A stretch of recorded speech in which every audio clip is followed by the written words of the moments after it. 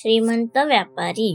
एका मोठ्या शहरामध्ये एक श्रीमंत व्यक्ती राहत होता. त्याच्याकडे भरपूर पैसा होता आणि नुकतेच त्याने शहरात एक मोठे घर घेतले होते. त्याच्याकडे धनसंपत्ती तर भरपूर होती, परंतु शरीराने तो अतिशय दुबळा व अस्वस्थ होता. तो दिवस रात्र मेहनत करून पैसे कमवित होता, परंतु आपल्या शरीराकडे लक्ष द्यायला त्याच्याकडे वेळच नव्हता. हळूहळू तो खूप श्रीमंत झाला, परंतु त्याला रोगांनी विळगा घातला. तो व्यक्ती स्वार्थी नव्हता, परंतु त्याच्याकडे आपला पैसा खर्च करण्यासाठी वेळच नव्हता. त्याला जणू पैसे कमवायची सवयच लागली होती. त्याला डॉक्टरांकडे जायला वेळच मिळत नसे. शरीराकडे लक्ष न दिल्याने हळूहळू त्याचे शरीर कमजोर व्हायला लागले. एक दिवशी कामावरून थकून तो घरी आला. आज त्याचे डोके खूपच दुखत होते, म्हणून तो सरळ आपल्या रूम मध्ये जाऊन झोपून गेला. जेव्हा त्याच्या नोकराने त्याला जेवायला विचारले तेव्हा भूक नाही म्हणून त्याने जेवायला नाही म्हटले. अर्ध्या रात्री त्याच्या डोक्यात अतिशय वेदना व्हायला लागल्या. त्याला काहीही लक्षात येत नव्हते. अचानक त्याच्या समोर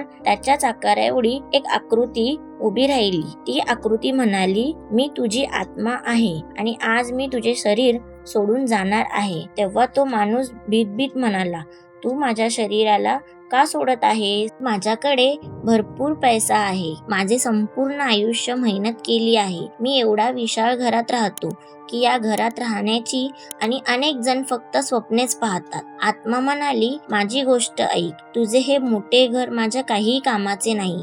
माझे घर तर तुझे शरीर आहे, जे दिवसेंदिवस कमजोर होऊन अनेक रोगांनी ग्रसित झाले आहे. तू कल्पना कर, अनेक वर्ष तुटलेल्या झोपडीत राहण्याची. बस त्याच पद्धतीने तू माझी हालत केली आहे आणि आता मी या घरात अधिक काळ राहू शकत नाही. एवढे बोलून आत्मा त्या शरीराला सोडून निघून गेली. म्हणूनच मित्रांनो, आपल्या शरीराची काळजी घ्या, कारण आपलं शरीर व्यवस्थित असेल तर आपण सगळ्या गोष्टी मिळवू शकतो.